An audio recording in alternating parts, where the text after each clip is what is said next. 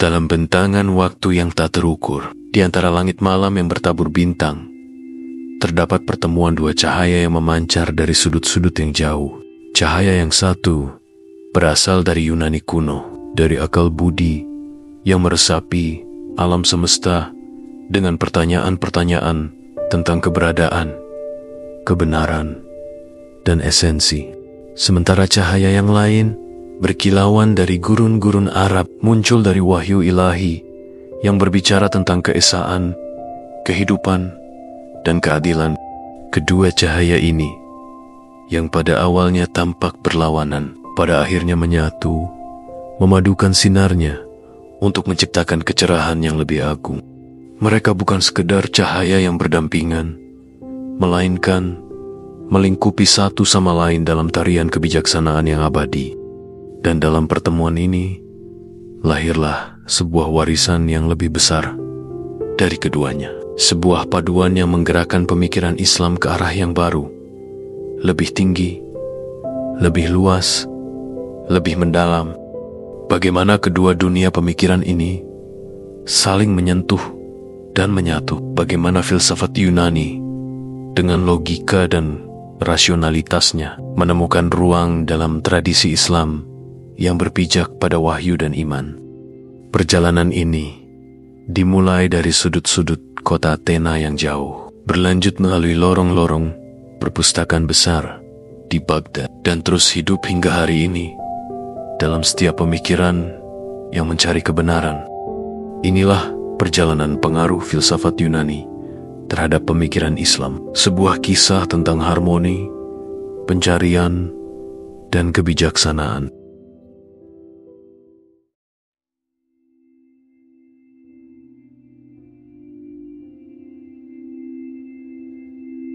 Di balik dinding marmer yang berdiri kokoh di kota Athena, sekitar 5 abad sebelum datangnya Islam, pemikiran manusia mengalami kebangkitan yang luar biasa. Tanah yang dulunya sunyi, kini bergemuruh oleh suara filsuf besar yang berdiri di pasar-pasar, di balik gerbang kuil, dan di ruang-ruang diskusi, menantang satu sama lain dengan pertanyaan-pertanyaan yang menggugah jiwa. Plato dengan visinya tentang dunia ide melihat kenyataan ini sebagai bayangan dari kebenaran yang lebih agung, sebuah dunia yang hanya bisa dijangkau oleh jiwa yang tercerahkan. Di sisinya, Aristoteles berbicara tentang logika, sebab akibat, dan keteraturan alam semesta yang semuanya dapat dipahami melalui akal manusia yang tajam dan terarah. Bersama mereka, para pemikir lainnya, seperti Pythagoras, Socrates, dan Plotinus, mengukir landasan pemikiran yang menuntun manusia untuk memahami dunia dan tempat mereka di dalamnya. Namun, filsafat Yunani bukan hanya tentang ide dan logika. Di dalamnya ada pencarian yang dalam tentang makna kehidupan, tentang bagaimana manusia harus hidup dengan kebajikan, dan bagaimana jiwa dapat mencapai kebahagiaan sejati. Filsafat ini, dengan segala kompleksitasnya, menjadi semacam kompas bagi peradaban, menuntun mereka menuju pengertian yang lebih dalam tentang alam semesta dan posisi manusia di dalamnya. Pemikiran Yunani ini, dengan cahayanya yang terang, menyeberangi lautan, merayapi pegunungan, dan perlahan-lahan mulai menemukan jalannya menuju dunia yang baru, dunia Islam. Disinilah cahaya filsafat Yunani akan bertemu dengan pancaran wahyu yang lahir dari tanah Arab, membawa serta segala pertanyaannya ke dalam pencarian yang lebih besar.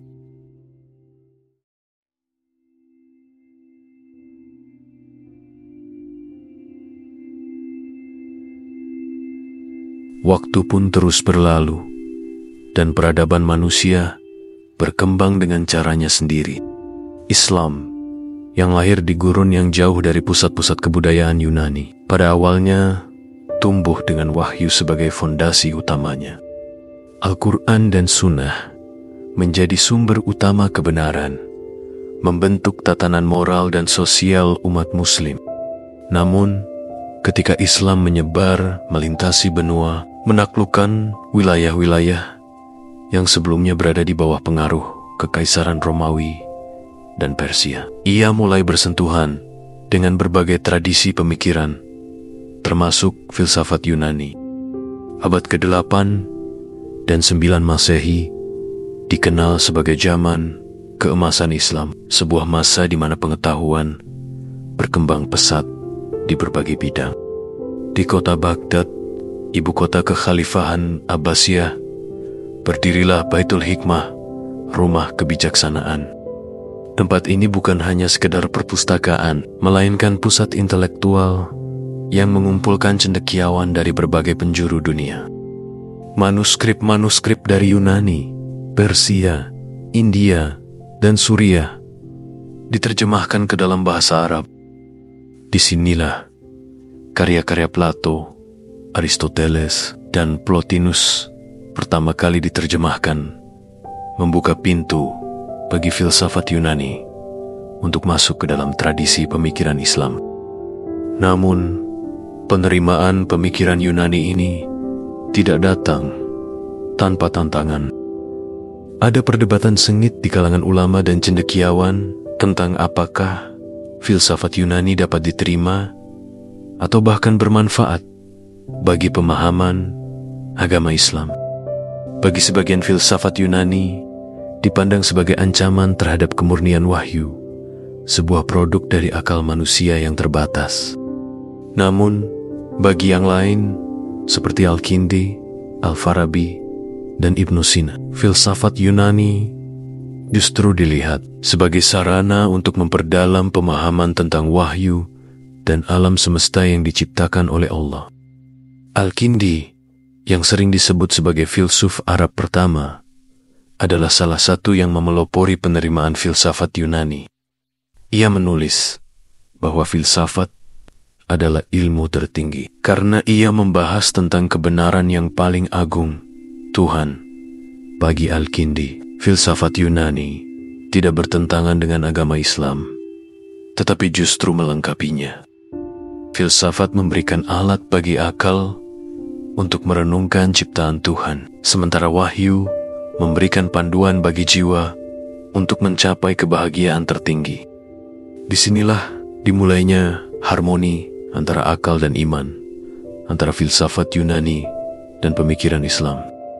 Sebuah pertemuan yang tidak hanya memperkaya tradisi Islam, tetapi juga memberikan dasar bagi perkembangan ilmu pengetahuan di dunia Muslim selama berabad-abad.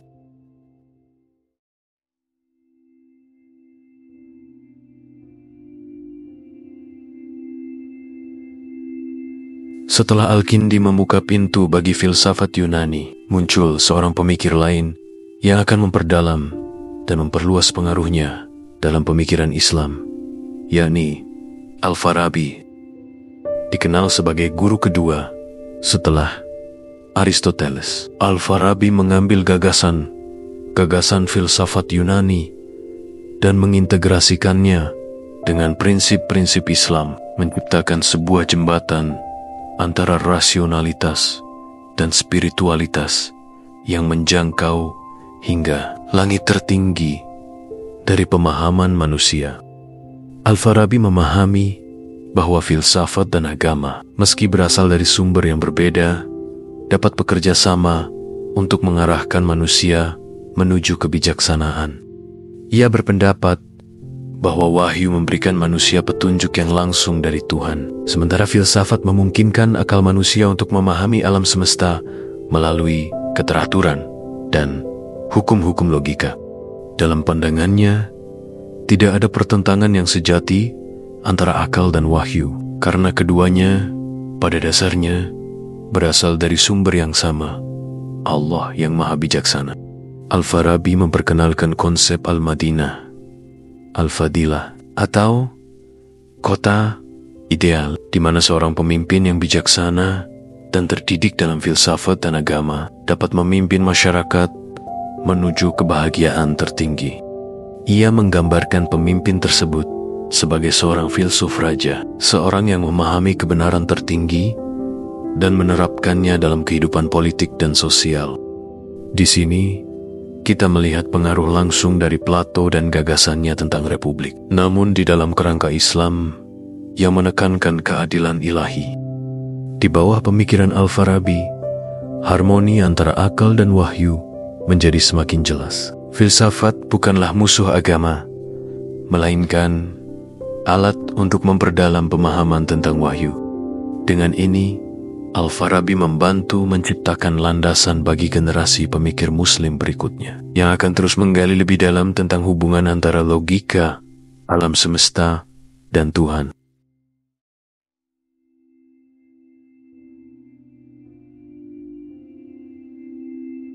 Dari jejak Al-Kindi dan Al-Farabi, muncul seorang filsuf lain yang akan melanjutkan warisan filsafat Yunani dalam Islam dengan kekuatan pemikiran yang luar biasa. Dialah Ibnu Sina, yang di barat dikenal sebagai Avicenna.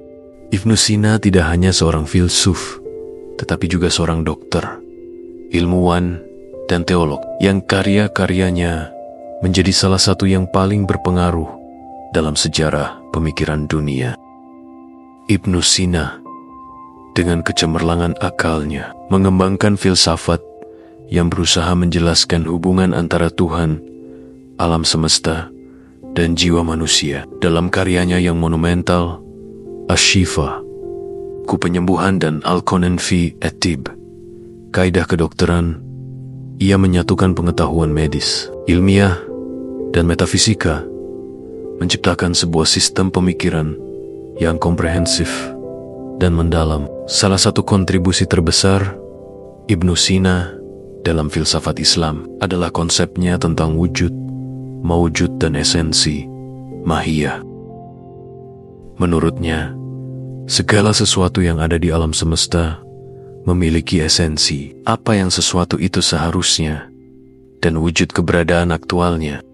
Namun, hanya Tuhan yang memiliki wujud mutlak, sementara segala sesuatu yang lain bergantung pada Tuhan untuk keberadaannya. Dengan ini, Ibnu Sina berhasil menjelaskan konsep penciptaan dan keberadaan dalam kerangka logika yang rasional, namun tetap mempertahankan prinsip keesaan Tuhan yang menjadi inti dari ajaran Islam.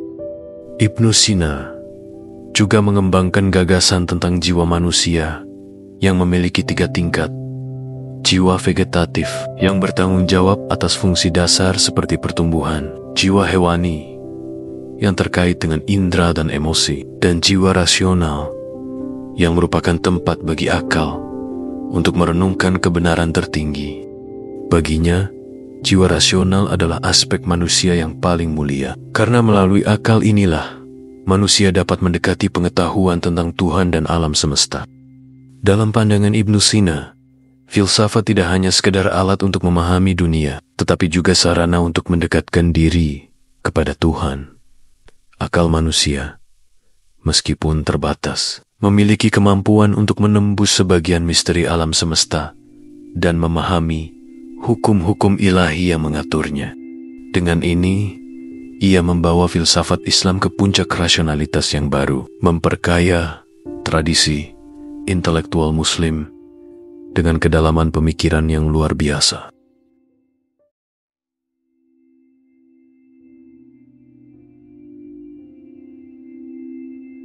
Namun, tidak semua pemikir Islam menerima filsafat Yunani dengan tangan terbuka. Pada abad ke-11, muncul seorang ulama besar yang akan mengkritik keras penggunaan filsafat dalam pemikiran Islam, terutama pemikiran yang berasal dari Ibnu Sina dan Al-Farabi. Dialah Al-Ghazali, seorang teolog, sufi, dan filsuf yang dikenal dengan karyanya yang monumental, Tahafut al-Falasifah, ketidakkonsistenan para filsuf. Al-Ghazali menuduh para filsuf Muslim yang terlalu mengadopsi pemikiran Yunani yang telah menyimpang dari jalan kebenaran yang murni. Bagi Al-Ghazali, filsafat yang terlalu mengandalkan akal berisiko menjauhkan manusia dari wahyu dan keimanan yang benar. Dalam karyanya, ia menyusun 20 kritik utama terhadap filsuf-filsuf seperti Al-Farabi dan Ibnu Sina, terutama terkait pandangan mereka tentang Tuhan, alam semesta, dan jiwa.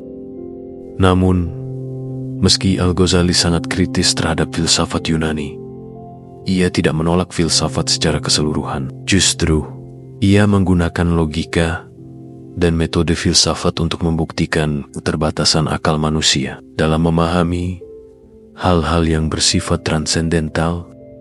Baginya, wahyu dan iman tetap harus menjadi pedoman utama, sementara filsafat hanya boleh digunakan sejauh ia membantu manusia dalam memahami aspek-aspek dunia yang lebih terbatas. Selain kritiknya terhadap filsafat, Al-Ghazali juga dikenal sebagai tokoh sufi yang menekankan pentingnya pengalaman spiritual langsung dalam mendekatkan diri kepada Tuhan. Baginya, akal manusia tidak cukup untuk mencapai pengetahuan tertinggi tentang Tuhan. Hanya melalui pembersihan hati dan perjalanan spiritual lah seseorang dapat menyadari kebenaran yang paling mendalam. Dengan Al-Ghazali, pemikiran Islam mengalami sebuah pergeseran besar dari penekanan pada rasionalitas yang ditinggikan oleh filsuf sebelumnya, menuju fokus yang lebih dalam pada spiritualitas dan pengalaman batin. Meskipun kritiknya terhadap filsafat sangat keras, warisan intelektualnya tetap memperkaya tradisi Islam, terutama dalam aspek tasawuf dan teologi.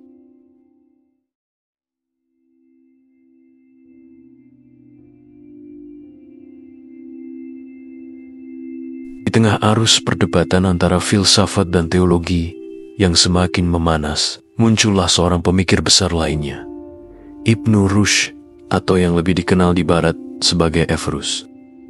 Ia lahir di Cordoba pada abad ke-12 dan karirnya sebagai seorang filsuf, dokter, dan komentator menjadi sangat penting dalam menjembatani pemikiran Islam dan filsafat Yunani, terutama karya-karya Aristoteles. Dalam karyanya yang paling terkenal, Tafsir Al-Makhul dan Bidayat Al-Mujtahid, Ibnu Rushd berusaha menegaskan bahwa akal dan wahyu dapat berjalan beriringan dan tidak ada pertentangan yang hakiki antara keduanya. Ibnu Rushd berpendapat bahwa filsafat adalah alat penting untuk memahami ajaran agama secara lebih mendalam. Dalam pandangannya, Tuhan yang Maha Bijaksana tidak mungkin menciptakan dunia yang teratur dan logis tanpa meninggalkan petunjuk yang bisa dipahami oleh akal manusia. Oleh karena itu, ia mempertahankan bahwa memahami filosofi Aristoteles dan mengintegrasikannya ke dalam pemikiran Islam adalah suatu keharusan bagi seorang Muslim yang ingin mencapai pengetahuan sejati. Salah satu kontribusi penting Ibnu Rushd adalah konsep takwil, yang berarti interpretasi. Ia percaya bahwa teks-teks agama harus ditafsirkan dengan cara yang rasional, sehingga bisa sesuai dengan realitas dan penemuan ilmiah. Dengan demikian, ia menciptakan ruang untuk dialog antara iman dan ilmu pengetahuan, yang kemudian menjadi fondasi bagi pemikiran ilmiah dan filosofis di Eropa selama Renaissance. Namun, pengaruhnya tidak hanya terbatas pada pemikiran teologis. Dalam bidang kedokteran dan ilmu pengetahuan, karya-karya Ibnu Rushd juga menjadi sumber rujukan utama bagi para ilmuwan Eropa. Pandangan dan metode ilmiahnya membuka jalan bagi penemuan-penemuan baru yang mengubah cara orang melihat dunia, membangun kerangka kerja bagi perkembangan ilmu pengetahuan modern. Disinilah kita melihat kembali pentingnya hubungan antara filsafat dan agama. Dengan sikapnya yang progresif, Ibnu Rushd menjadi suara yang membela rasionalitas di tengah serangan terhadap filsafat. Ia mengajak kita untuk tidak takut mempertanyakan, untuk menjelajahi batasan-batasan akal kita, dan untuk terus menggali kebenaran yang lebih dalam. Pengaruhnya menghidupkan kembali dialog antara iman dan akal. Dan meskipun tantangan dan kontroversi mengelilinginya, pemikirannya tetap relevan hingga saat ini.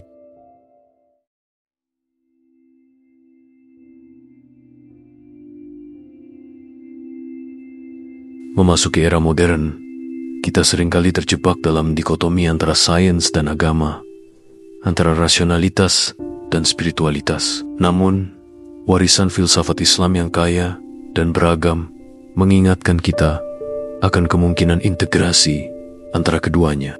Para pemikir Islam yang telah kita bahas dari Al-Kindi hingga Ibn Rushd, semua berkontribusi pada tradisi intelektual yang menunjukkan bahwa pencarian kebenaran tidak mengenal batasan. Kita hidup dalam dunia yang penuh dengan tantangan yang memerlukan pendekatan baru dalam berpikir. Ketika sains dan teknologi berkembang dengan pesat, tantangan moral dan etika yang dihadapi umat manusia semakin kompleks. Disinilah filsafat Islam, dengan semua kedalaman dan keindahannya, bisa menjadi cahaya penuntun. Ia mengajak kita untuk merenungkan tujuan hidup, nilai-nilai kemanusiaan, dan hubungan kita dengan Tuhan dan sesama.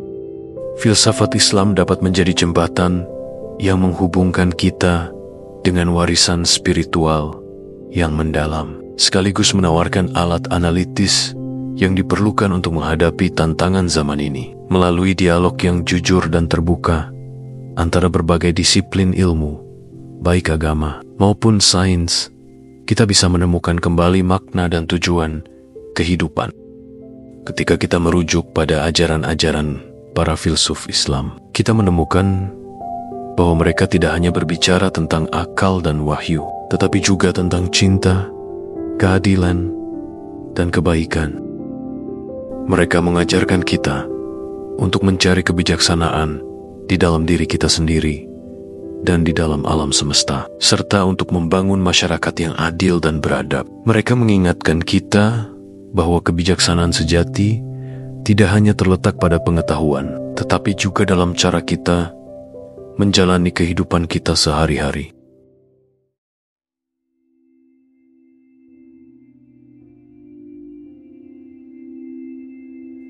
Saat kita menelusuri jejak pemikiran filsafat Islam yang terjalin dengan pemikiran Yunani, kita menyadari bahwa warisan ini bukan hanya milik masa lalu, tetapi sebuah sumber kebijaksanaan yang selalu relevan.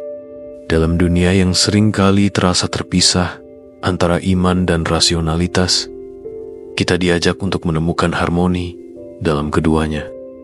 Melalui perjalanan dari Al-Kindi hingga Ibn Rushd, kita belajar bahwa filsafat tidaklah eksklusif, melainkan inklusif. Ia mendorong kita untuk merenungkan pertanyaan-pertanyaan yang paling mendasar tentang keberadaan kita, dan untuk tidak ragu dalam mencari jawaban yang lebih dalam.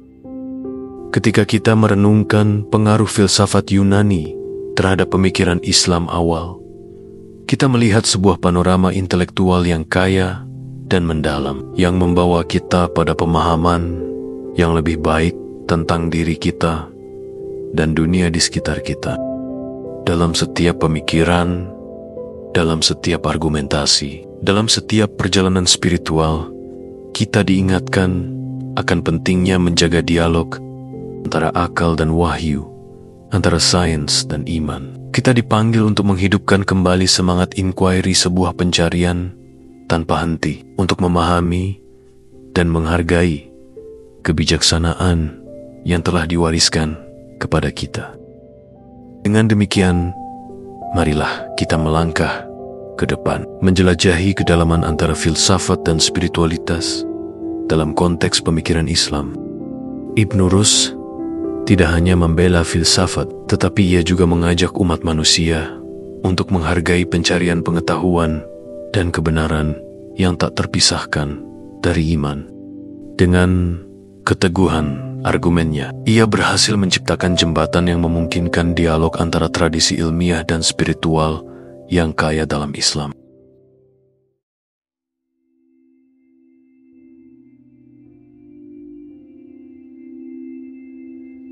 dari Al-Kindi hingga Ibnu Rushd, perjalanan filsafat dalam pemikiran Islam bukan sekedar sejarah intelektual, tetapi juga perjalanan spiritual yang mendalam.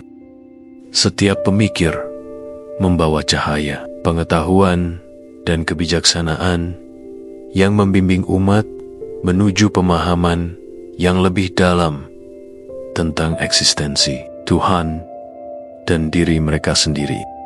Dalam pertarungan antara akal dan wahyu, filsafat Yunani tidak hanya menjadi pengantar, tetapi juga sahabat dalam pencarian kebenaran. Ketika kita merenungkan warisan filsafat ini, kita diingatkan akan pentingnya keterbukaan pikiran dan ketulusan hati.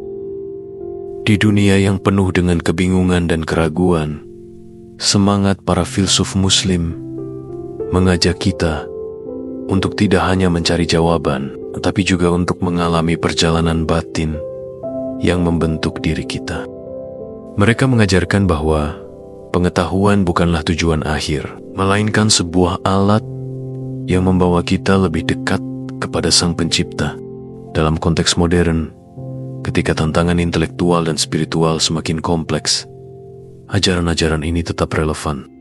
Ia menegaskan bahwa akal dan hati harus bekerja sama, menuntun kita pada kebijaksanaan yang abadi. Dengan memahami dan menghayati warisan para filsuf ini, kita bisa menemukan jalan menuju kedamaian, harmoni, dan pemahaman yang lebih dalam tentang diri dan alam semesta. Dengan mengakhiri perjalanan ini, mari kita ingat bahwa filsafat adalah lebih dari sekedar pemikiran. Ia adalah perjalanan spiritual yang mengajak kita untuk terus menggali dan menghayati esensi kehidupan. Dalam setiap pertanyaan yang kita ajukan, dalam setiap pemikiran yang kita selidiki, mari kita sambut cahaya kebijaksanaan yang bersinar di tengah kegelapan. Semoga kita semua dapat melanjutkan pencarian ini sebagai pelajar sepanjang hayat dalam lensa kebijaksanaan.